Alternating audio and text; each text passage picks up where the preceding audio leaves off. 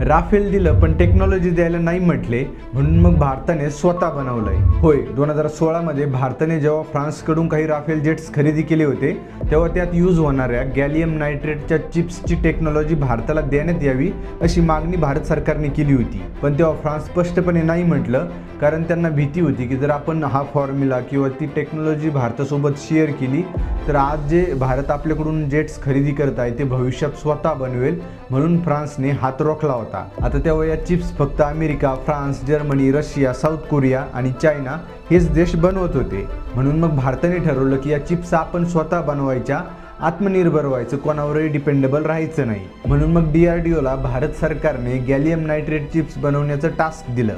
DRDOने सुद्धा जवळपास 8 वर्ष रिसर्च केली, वेगवेगळ्या पद्धतीने ट्राय करून पाहिलं आणि शेवटी डॉक्टर मीना मिश्रा व त्यांच्या टीमने या ॲडव्हान्स गॅलियम नायट्रेट चिप्स बनवून दाखवल्या, जे की जगातले फक्त 6 मोठाले देश बनवत होते. आता भारत पण त्यांच्यात सहभागी झालाय. या चिप्स फायटर जेट्स, ड्रोन, मिसाईल लॉन्चर यासारख्या अत्याधुनिक डिफेन्स मटेरियलमध्ये यूज तर होतातच, पण सोबत EVला फास्ट चार्जिंग करण्यासाठी किंवा 5G, 6G सारख्या हाय स्पीड नेटवर्क चालवण्यासाठी सुद्धा या चिप्स काम करतात. या चिप्स साईजमध्ये खूप छोट्या असतात, पण 1000 डिग्री सेल्सिअस तापमानात सुद्धा त्या नॉर्मलपणे किंवा प्रिसाइजली काम करू शकतात, जे की सिलिकॉन चिप्स करत नाहीत. त्यामुळे न्यूक्लिअर असू दे नाही तर या चिप्स असू देत, भारताला जर कोणी नाही म्हटलं तर भारत ते काम स्वतः करून दाखवतो. हे मात्र 100% खरं आहे.